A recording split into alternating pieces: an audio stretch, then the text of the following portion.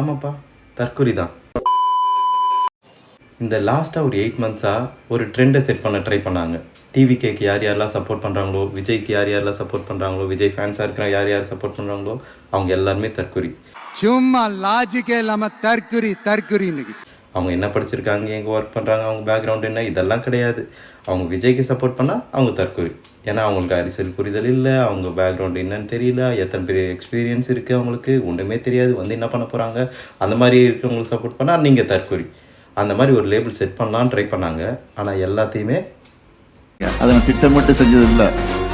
எனக்கு ஒரு டவுட்டு, கொலை கற்பழிப்பு, ஆள் கடத்தல், கஞ்சா, லிஸ்ட் பெருசா போய்கிட்டு இருக்கு. இந்த மாதிரி எல்லா விஷயத்தையுமே இந்த 5 வருஷத்தில் பண்ணிட்டு என்ன தைரியத்தில் திருப்பியும் மக்கள் உங்களுக்கு ஓட்டு போட்டு ஜெயிக்க வைப்பாங்க, அவங்களுக்கு காசு கொடுத்தா போட்டுருவாங்க, அவங்க ஃபேமிலி சப்போர்ட்டு, அதாவது பரம்பரை டிஎம்கே அப்படி இப்படின்னு எல்லாம் நம்மளுக்கு ஓட்டு வந்துடும்ன்ற என்ன தைரியத்தில் நீங்கள் சொல்கிறீங்க? ஜனங்கன்னா அவ்வளோ முட்டாளா? மன்னர் பரம்பரை, மண்ணாங்கட்டி பரம்பரை, நீயே இப்ப மாவு கட்டு பரம்பரை ஆகிட்டாங்க. இவ்வளவும் உங்களை விஷயத்த பார்த்துட்டு திருப்பி உங்களை ஓட்டு போட்டு ஜெயிக்க வைப்பாங்கன்னு நினச்சிருக்கீங்களே, அப்போ உண்மையான தற்குறி யாரு?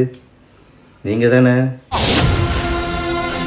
மக்களை முட்டாள் நினைச்சிங்கன்னா நீங்கள் தான் முட்டாள். அவங்களுக்கு எப்போ யாரை கொண்டு வரணும்னு நல்லா தெரியும்.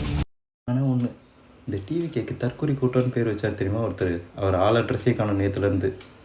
பாவம், அவரை சொல்லி என்ன பிரயோஜனம்? 10 வருஷமா ரொம்ப கத்திட்டேனப்பா, ரொம்ப கத்திட்டேனப்பா, 6000 மணி நேரம் பேசிட்டேனப்பா. இங்க போட்டா தானப்பா வர முடியும். ஏப்பா